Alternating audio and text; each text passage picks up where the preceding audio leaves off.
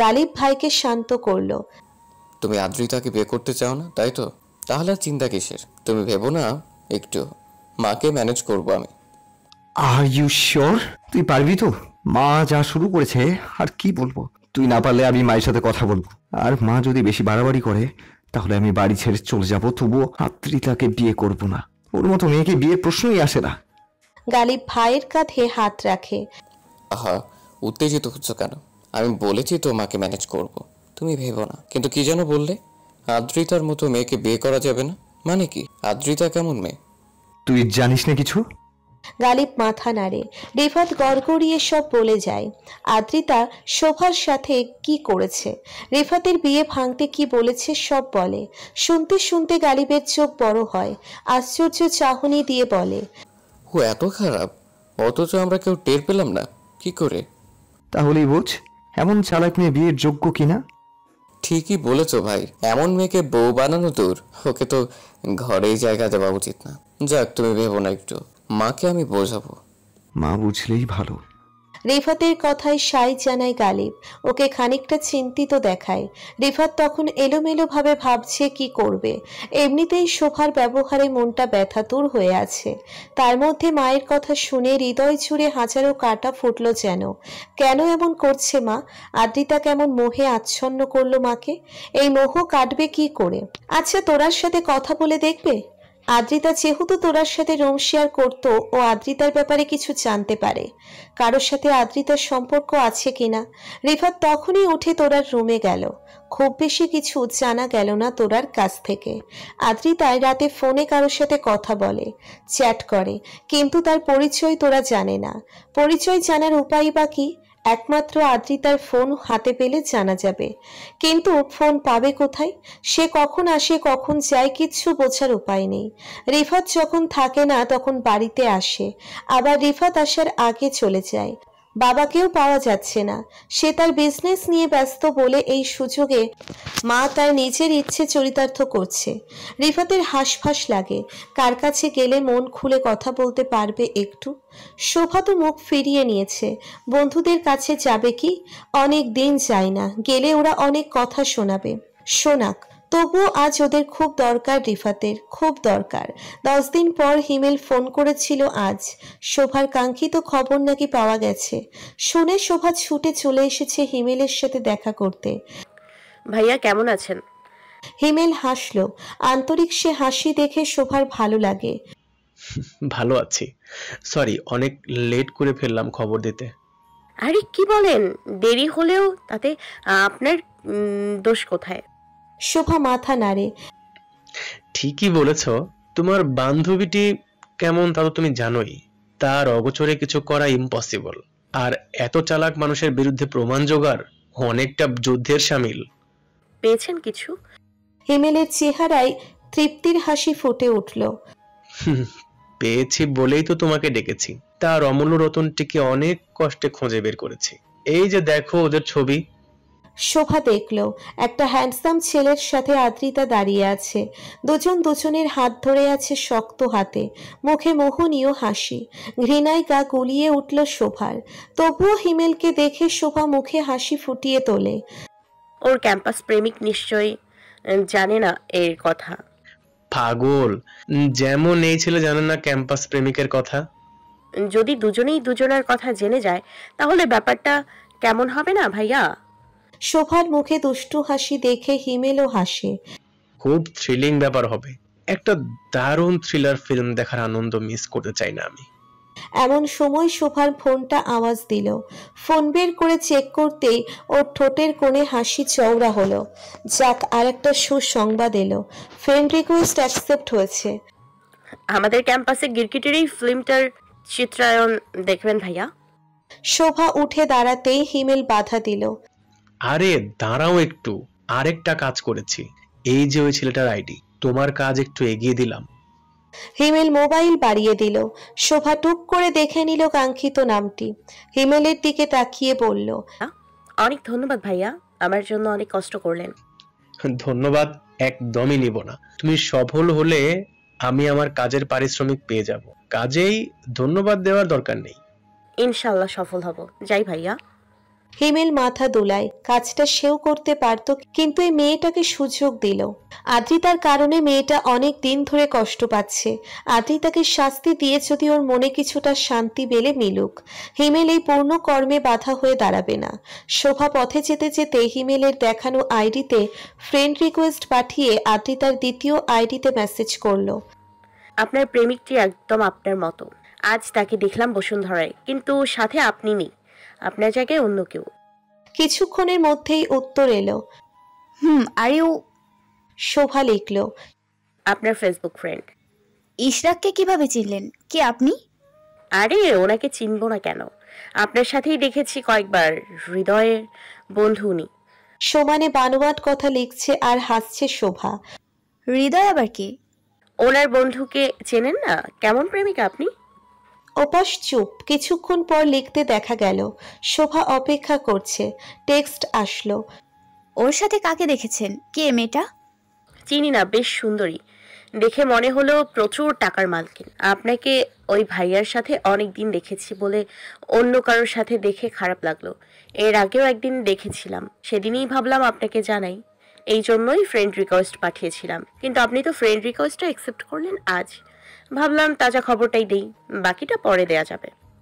শোভা দেখলো message seen হয়েছে সাথে সাথে, কিন্তু অনেকক্ষণ অপেক্ষা করার পরও উত্তর এলো না। শোভার মুখে শয়তানি হাসি। তীর আসল জায়গায় লেগে গেছে তাহলে। এক পাশে আগুন লেগে গেছে, এবার আর এক পাশে লাগানোর পালা। এক পক্ষের কাজ হয়ে গেছে, এবার অপর পাশের কাজ শুরু করতে হবে। অপেক্ষা কেবল মানুষটার ফ্রেন্ড রিকোয়েস্ট অ্যাকসেপ্ট করার। কয়েকদিন আদ্রিতার পিছনে লেগে থেকে ওর রুটিন মোটামুটি মুখস্থ হয়ে গেছে শোভার। এজন্য অবশ্য নিজের পড়ালেখাকে শিখেই তুলতে হয়েছে 2-3 দিনের জন্য। তাতে কোনো আপত্তি নেই শোভার। যে নরক যন্ত্রণা সে ভোগ করেছে, সেই একই সাজা আদ্রিতাকে দিতে পড়ালেখার একটু ক্ষতি করতে রাজি শোভা। ওর ডেডিকেশন দেখেই হয়তো খোদা মনিরা মেয়েটাকে জুটিয়ে দিয়েছে। মনিরা আদ্রিতার ক্লাসেই পড়ে। লুকিয়ে চুরিয়ে আদ্রিতাকে দেখতে চেয়ে ওকে নজরে আসে। একটু চুপচাপ ধরনের মেয়ে, একা একা ক্লাসের পিছনের দিকে বসে থাকে। লুকিয়ে চুরিয়ে আদ্রিতার কায়সারকে দেখে। 2 দিন দেখে ওকে ধরল শোভা।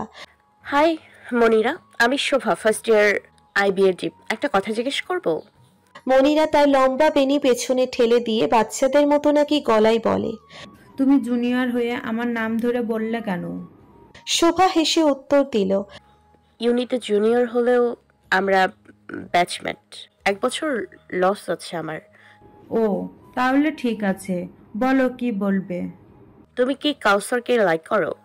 মনিরার গালে লালিমা। খানিকটা তুতলে জানতে চাইল, তোমাকে কে বললো?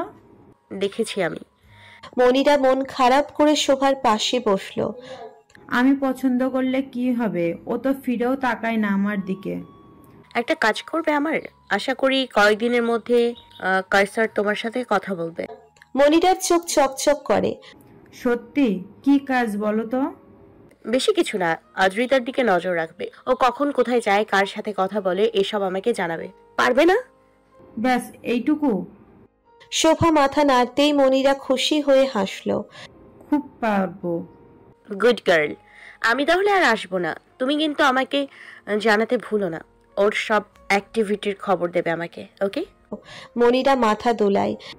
দেবো, ভেবো না একদম। কিন্তু আমার কথা হলো, আদিত্যকে নজর রাখলে কাইসার কেন কথা বলবে আমার সাথে?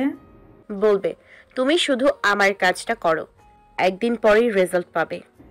ওকে। এরপর থেকে ফোনে নিয়মিত আদ্রিতার আপডেট পাচ্ছে শোভা। ভার্সিটিতে সারাক্ষণ সহপাঠী কাম প্রেমিক কায়সারের সাথে থাকে আদ্রিতা।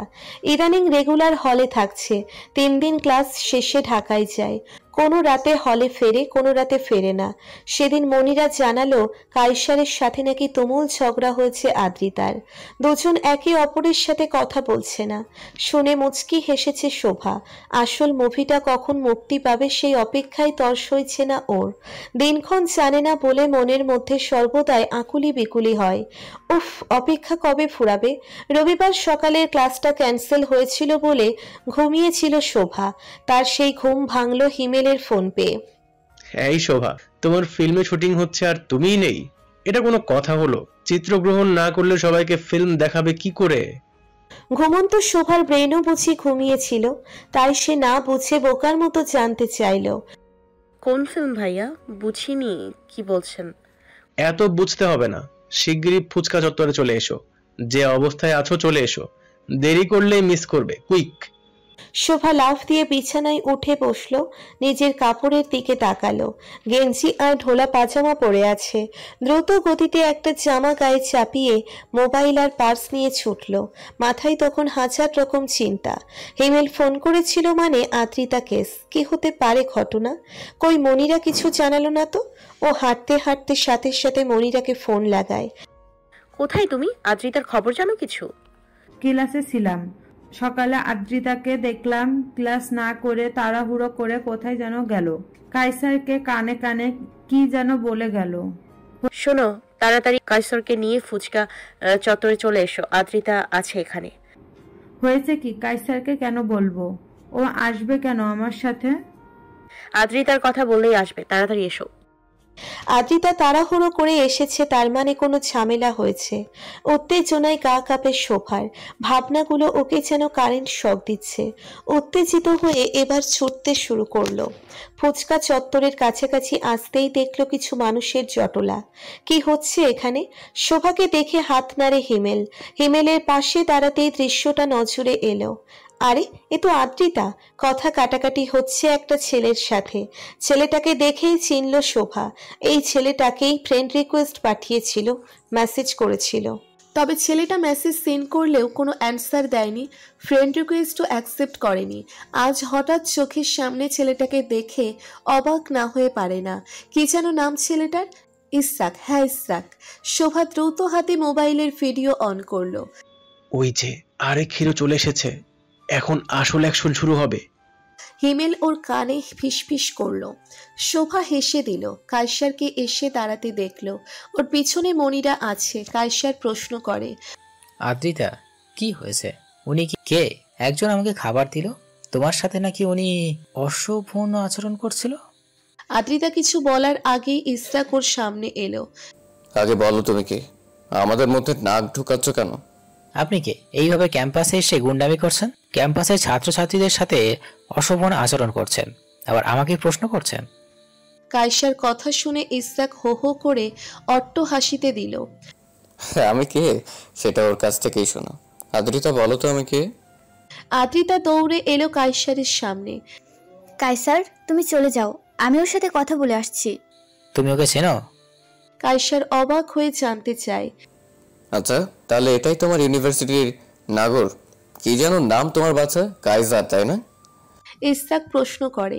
কায়সার মাথা দুলায়, ওকে দ্বিধান্বিত দেখায়। ইশরাক, খুব বেশি হচ্ছে কিন্তু। আদ্রিতা হুমকি দিল। আদ্রিতাকে সম্পূর্ণরূপে ইগনোর করে ইসরাক কায়সারের দিকে তাকিয়ে হাসল। তোমার সাথে ওর সম্পর্কটা কি? তাছাড়া আমার দুইজন একে অপরকে ভালোবাসি। ভালোবাসো? কায়সার মাথা দুলায়। ইসরাক একবার আদ্রিতাকে দেখলো, একবার কায়সারকে, তারপর আদ্রিতার দিকে তাকিয়ে জানতে চাইল। একসাথে কজনকে ভালোবাসো যায় দিতি? আদ্রিতা উত্তর দিল না। কায়সার বিরক্ত হয়ে প্রশ্ন করে, আপনি কে বলুন তো? উল্টাপাল্টা কথা বলছেন কেন ওর নামে? তার আগে বলো তোমার সাথে ওর কতদিন ধরে সম্পর্ক? তা জেনে আপনার কি? আদ্রিতা কে? উনি কি সম্পর্কে ওনার সাথে?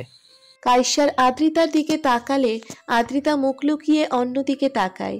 ইসরাক হাসলো। ও বলবে না কিছু। আচ্ছা, আমি বলছি, আমার সাথে ওর অনেক দিনের সম্পর্ক, কিনা ইউনিতে চান্স পাওয়ারও আগে আদ্রিতা ভালোবাসে আমাকে, তাই না আদ্রিতা?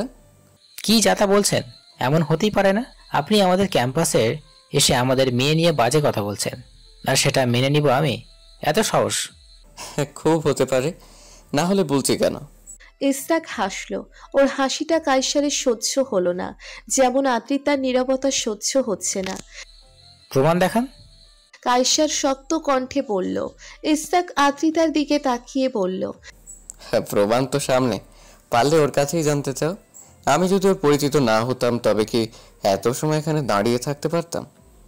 সেকেন্ডের মধ্যেই পরিস্থিতি পাল্টে গেল। কিছু বুঝে ওঠার আগেই কায়সার ঝাঁপিয়ে পড়ল ইসরাকের উপর। ইসরাক বুঝে উঠতেই একটা যুদ্ধ শুরু হলো। ক্যাম্পাসের কয়েকটা ছেলেও কায়সারের সাথে যোগ দিয়ে ইসরাককে মারতে লাগলো। হিমেল ফিসফিস করলো, দেখেছো কিভাবে আদ্রিতা ইশারা দিল কায়সারকে? ইসরাককে ওভাবে মার খেতে দেখে শোভা আটকে উঠল। হিমেল ভাই ছেলেটাকে মেরে ফেলবে ভাই, যান কিছু করেন, আদ্রিতা তো আবার বেঁচে যাবে। স্পটলাইট ওর দিকে থেকে সরে যাচ্ছে, ও পালানোর আগে ওকে ধরতে হবে ভাই, যান প্লিজ। সত্যি যাব? না গেলে আদ্রিতা পালিয়ে যাবে, দেখবেন আজই সবার সামনে সব ক্লিয়ার হতে হবে। ওর মুখোশ খোলার জন্য এর চেয়ে ভালো সুযোগ পাবেন না। তুমি বলছো যখন যাচ্ছি। হিমেল এগিয়ে গেল। এই কি হচ্ছে, কি করছিস তোরা, থাম বলছি। সিনিয়র বলে হিমেলের হুকুমে কাজ হলো। ছেলেগুলো থামলো। ইসরাকের অবস্থা খারাপ, মুখ চোখ ফেটে রক্ত বেরুচ্ছে।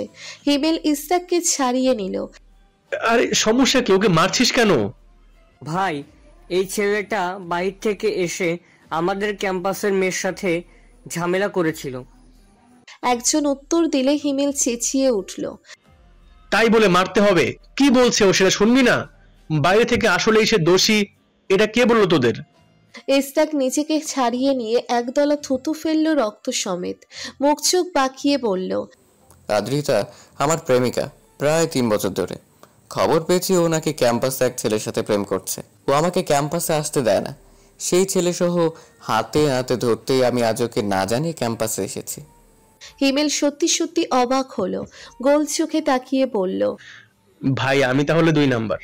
মানে? ইসরাক বিরক্ত সূচক আওয়াজ দিল। হিমেল হাসল। গত বছর আদ্রিতার প্রেমিকের লিস্টে আমিও ছিলাম, তারপর আমি বাদ পড়লাম।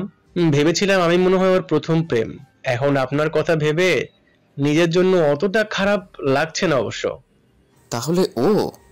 কায়সারের দিকে ইশারা করলো ইসরাক। হিমেল হাসল। ও 3 নাম্বার, আমাকে ছেড়ে দিয়ে কায়সারকে ধরেছে। কায়সারেরও নিশ্চয়ই প্রথমবার, তাই অতি আবেগী হয়ে আপনাকে মেরেছে। কিছু মনে করবেন না, আদ্রিতার সাথে সম্পর্কের প্রমাণ দেখিয়ে দিন ওদের। আদ্রিতাকে বিশ্বাস নেই, পরে দেখা যাবে হাবিজাবি কথা বলে ঠিকই আপনাকে মিথ্যুক বানিয়ে দেবে, দেখবেন। ইসরাক হতবাক হয়ে আদ্রিতাকে দেখল। আদ্রিতা মুখ লুকিয়ে পালাচ্ছিল। তখন হিমেল ডাকলো, আয় আদ্রিতা, কোথায় যাচ্ছ? এদিকে এসো। বাধ্য হয়ে আদ্রিতাকে আসতে হয়। ইসরাক মোবাইল বের করে কিছু ছবি দেখালো হিমেলকে। হিমেল সেটা কায়সারের দিকে এগিয়ে দিল। আমার আর দেখার দরকার নাই, ওকে আমার চেনা হয়ে গেছে, তুই দেখ। পরের কয়েক মুহূর্ত শুনশান নীরবতা, এরপর ঠাস করে চরের আওয়াজ। তুমি এতটা খারাপ সেটা জানা ছিল না আদ্রিতা। আমার অনুভূতি নিয়ে এইভাবে না খেললেও পারতে। আজ থেকে তোমার সাথে সব সম্পর্ক শেষ। কোনো কথা বলার চেষ্টা করবে না আমার সাথে। কায়সার চলে গেল ওর পিছু পিছু মনিরা। আদ্রিতা তখন গালে হাত দিয়ে দাঁড়িয়ে আছে। ইসরাক ওর সামনে এলো। তোকে চড় দিয়ে হাত নোংরা করবো না আমি। এখন থেকে যত খুশি ততগুলো প্রেম করতে পারবি দিদি, কোনো বাধা নেই। তবে আমার কাছে আর আসিস না, চেষ্টাও করিস না, তাহলে খুব খারাপ হয়ে যাবে, বুঝলি? ইসরাক চলে গেল। হিমেল ফুরফুরে মেজাজে আদ্রিতাকে দেখলো। এতদিন তোমার বিরহে কষ্টে ছিলাম আদ্রিতা, আজ মনে হচ্ছে যা হয়েছে ভালোই হয়েছে, আল্লাহ বাঁচিয়েছেন আমাকে। আর হ্যাঁ, নতুন কাউকে বাকরা বানাতে যেও না আবার। অবশ্য আজকের পর পারবে কিনা সেটাও কথা। হিমেল ইশারা করতেই শোভা হাসি হাসি মুখ করে হাত উঁচিয়ে ফোনটা নাড়ল। আদ্রিতার মুখ বিস্ময়ে হা হয়ে গেছে। সে ভাবতেও পারেনি এমন কিছু হতে পারে। সে দাঁত চেপে ধরে রাগ থামিয়ে রাখে। এই শোভাটা এদিকে এলো কি করে, কিভাবে খবর পেল? এতক্ষণ দাঁড়িয়ে দাঁড়িয়ে ভিডিও করছিল। আদ্রিতার ইচ্ছে হলো শোভার চুলের মুঠি টেনে মোবাইল কেড়ে নিতে, কিন্তু ওটা করা এখন সম্ভব হবে না বলেই দাঁত কিরমির করলো। হিমেল পাশে দাঁড়িয়ে ফিসফিস করলো, আজ ফেসবুকে ধামাকা হবে, ধামাকা। তুমি মোটামুটি বিখ্যাত হয়ে গেলে বলা যায়। কি দারুণ ব্যাপার, তাই না আদ্রিতা? হিমেল মিটমিটিয়ে হাসছে। শোভা ফিক করে হেসে দেয়, যেমন কর্ম তেমন ফল। কি বলিস আদ্রিতা? বিশাল বড় এক রচনার সাথে আদ্রিতার ভিডিও জুড়ে দিয়ে ফেসবুকে পোস্ট করেছে শোভা। পোস্ট করার ঘন্টা খানেকের মধ্যে পোস্ট ভাইরাল হয়ে গেল। হু হু করে ভিউ বাড়ছে আর শেয়ারের ছড়াছড়ি। দুদিনে ভিডিওর ভিউ 5 লাখের বেশি। আর 2-3 হাজার share. Adrita talk of the ক্যাম্পাসে পরিণত হয়েছে। শোনা যাচ্ছে ওকে ইউনিভার্সিটি থেকে বহিষ্কার করা হতে পারে। মনিরার কাছে শুনেছে আদ্রিতা ক্যাম্পাসে নেই, সেদিন রাতের আধারেই পালিয়েছে। শুনে কিছুটা প্রশান্তি লাগে শোভার। মনে মনে ভাবে কেবল তো শাস্তির শুরু আদ্রিতার, এখনো অনেক পথ বাকি। শোভার কষ্টের সমান কষ্ট না তার চাইতেও বেশি পাবে আদ্রিতা। ওকে পেতে হবে। এর মধ্যেই ছোট বোন বিভার ফোন।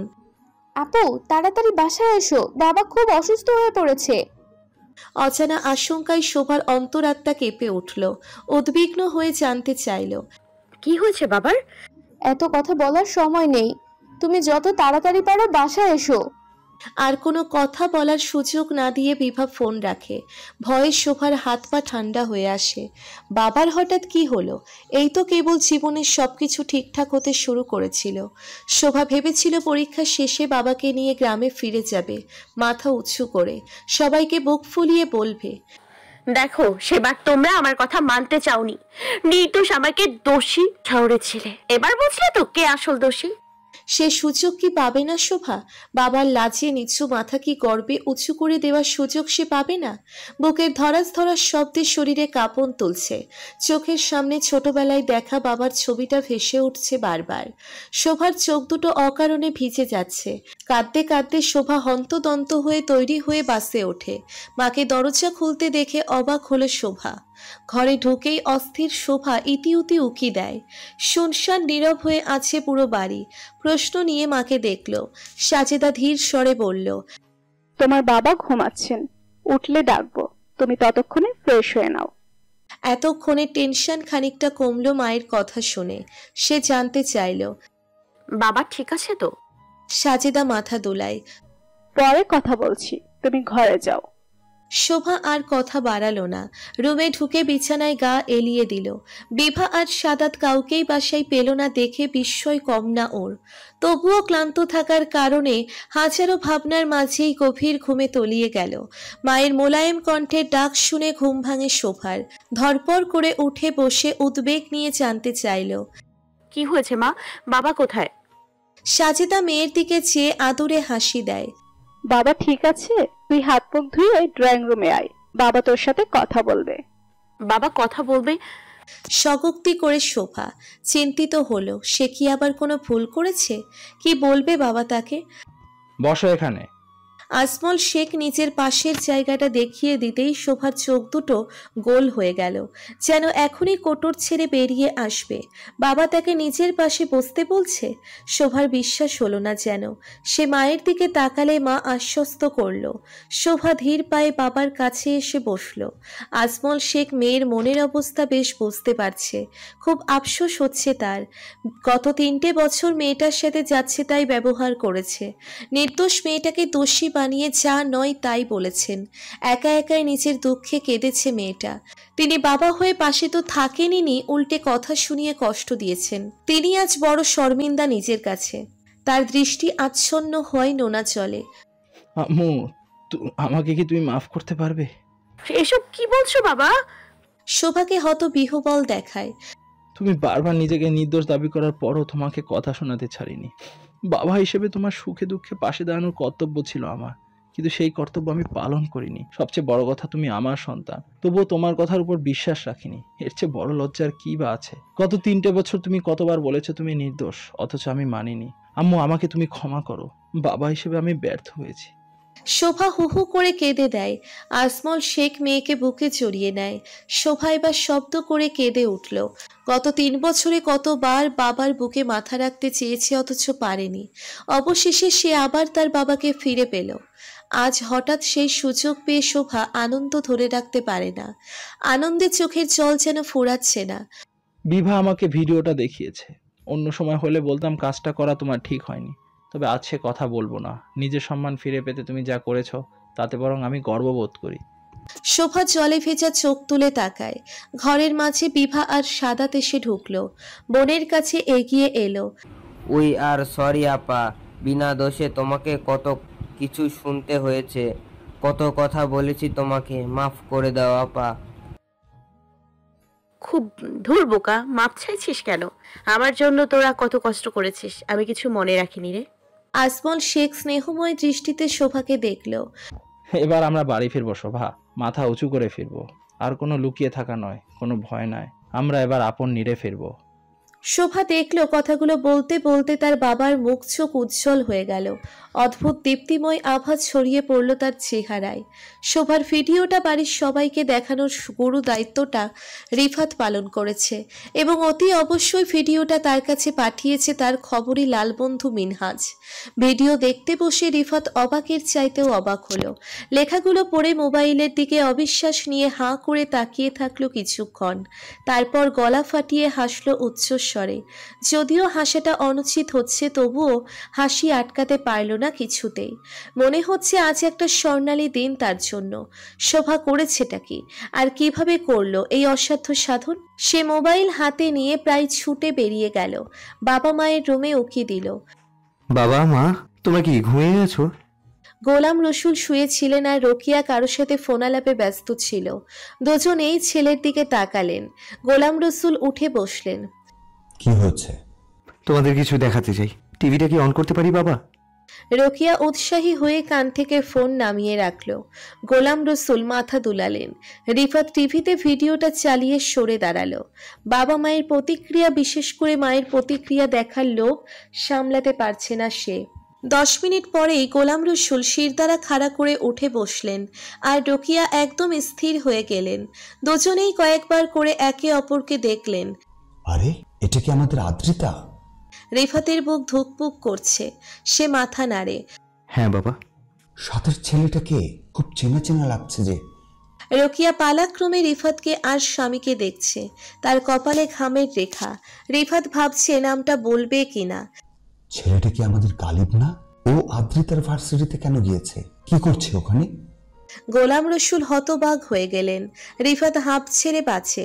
বাবা নিচু মুখে বলে তাকে বিরাট সমস্যা থেকে বাঁচিয়ে দিল। রিফাতের নিঃশ্বাস বুঝে আসে, তবুও। হ্যাঁ বাবা, আমাদের গালিব। আদ্রিতার সাথে নাকি অনেকদিন যাবত ওর সম্পর্ক। পুরোটা দেখো, বুঝতে পারবে সব।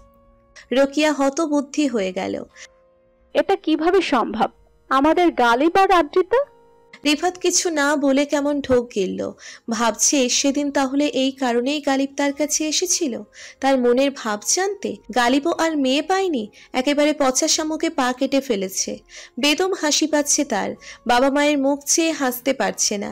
রিফাত ঠোঁটের কোণে হাসি ঝুলিয়ে দাঁড়িয়ে রইল, অপেক্ষা করছে বাবা মায়ের রেসপন্সের। সে দেখতে চায় এরপর বাবা মা কি করে তাদের গুণবতী মেয়ে আদ্রিতাকে। গোলাম রসুল জরুরি মিটিং ডেকেছে ঘরের মধ্যে। গতকাল আদ্রিতার বাবা মা ঢাকায় চলে এসেছে। মিটিংয়ের আগে গালিব ওরফে ইসরাককে খবর দিয়েছে রিফাত। মিটিংয়ে তার উপস্থিতি জরুরি। রিফাত এসে বসেছে পিছনে। গালিবকে হেঁটে আসতে দেখে উপস্থিত মানুষগুলো আঁতকে উঠল। প্রায় সপ্তাহ খানেক পরেও যেমন অবস্থা, তাতে ভালো মার খেয়েছে বোঝা যাচ্ছে। ডান চোখ ফুলে একাকার, বাম চোয়াল ছিলে গেছে, নাক ভোঁচকে আছে। রোকেয়া ছেলেকে দেখে আঁতকে উঠলেন। অবস্থা এত ভয়াবহ তার জানা ছিল না। গালিব কদিন তার রুম থেকে বের হয়নি। সে প্রায় ছুটে এসে ছেলেকে ধরল। এ কি অবস্থা তোর? গালিব সংকোচ নিয়ে নিজেকে ছাড়িয়ে নেয়। তেমন কিছু না মা, ঠিক হয়ে যাবে। গোলাম রসুল শক্ত হয়ে রইলেন। এখন আবেগ দেখানোর সময় না, শক্ত হয়ে সিদ্ধান্ত নেওয়ার সময়। কাজেই নরম ব্যবহার করার প্রশ্নই ওঠে না। বসো তোমরা, আমি খুব জরুরি কথা বলবো বলে তোমাদের ডেকেছি। মিজান আর কানিজও আছে, কাজেই মন দিয়ে কথাগুলো শোনো। মিজান নড়ে চড়ে বসলো। জি ভাইজান, কি বলবেন বলেন। কথাগুলো তোর মেয়েকে নিয়ে মিজান। আমার মনে হয় এই কদিনে তোরা দুজনও জেনে গেছিস কি বলতে পারি। মিজান মাথা নিচু করলো। কানিজ আদ্রিতাকে বাঁচানোর চেষ্টা করলো। ভাইজান, ছোট মানুষ ভুল করে ফেলেছে, মাফ করে দেন। গোলাম রসুল হুঙ্কার দিলেন। ছোট মানুষ? তুমি কি বুঝে কথা বলছো কানিজ? নাকি মেয়েকে বাঁচাতে এখনো চোখে পট্টি বেঁধে রেখেছো? তুমি দেখেছো কি করেছে? সবচেয়ে বড় কথাও আমার ছেলের গায়ে হাত তুলেছে। এমন কাজ করার সাহস কি করে হলো? কানিজ কেঁপে উঠে মুখে কুলু পাটে। গোলাম রসুলের এমন রূপ আগে দেখেনি সে। পড়ালেখায় ভালো বলে ওকে নিজের বাড়িতে রেখে দিয়েছিলাম, এখন দেখছি দুধকলা দ্বীপ সাপ পুষেছে। আমার খেয়ে আমাকেই দংশানোর চেষ্টা। ওর কি ধারণা ছিল? ওকে ছেলের বউ হিসেবে মেনে নিতাম আমি? এত সহজ? মিসান বা কানিজের প্রতি উত্তর দেওয়ার সাহস হলো না। আর গালিব, তোমার কাছ থেকে এমন কাজ আশা করিনি। বলা যায় আদ্রিতা তোমাকে বাঁচিয়ে দিয়েছে, তা না হলে আমি আগে এমন কিছু টের পেলে খুব খারাপ হতো। বাবা হিসেবে তোমাদের যথেষ্ট ছাড় দিয়েছি, তার মানে এই না যে যা খুশি তাই করবে আর আমি মেনে নেব। জীবন সঙ্গী হিসেবে ভুল মানুষকে বেছেছিলে, তোমার পছন্দ যে ভুল ছিল সেটা তো এখন দেখতেই পাচ্ছ। গালিব মাথা নিচু করলো। অপমানে ওর মুখ চোখ অরুণ রঙে রঙিত, দাঁতে দাঁত চেপে হজম করা ছাড়া গতি নেই। আমি ভাবতেও পারি না আদ্রিতা এমন করতে পারে। ওকে এত আদর ভালোবাসা দিয়েছি, সবই ওয়েস্ট হয়েছে মনে হচ্ছে। ওর চাইতে একটা কুকুরকে ভালোবাসলে বরং সে আমাদের প্রতি বেশি কৃতজ্ঞ থাকতো। ও আমাদের পেছনে আমাদেরই ছেলের ক্ষতি করতে চেয়েছে। ছি, নিজের উপরই রাগ লাগছে। নিজের সন্তানের চাইতে বেশি বিশ্বাস করেছি ওকে। রোকিয়া নিজের রাগ ছাড়লেন। গোলাম রসুল প্রশ্ন করলেন,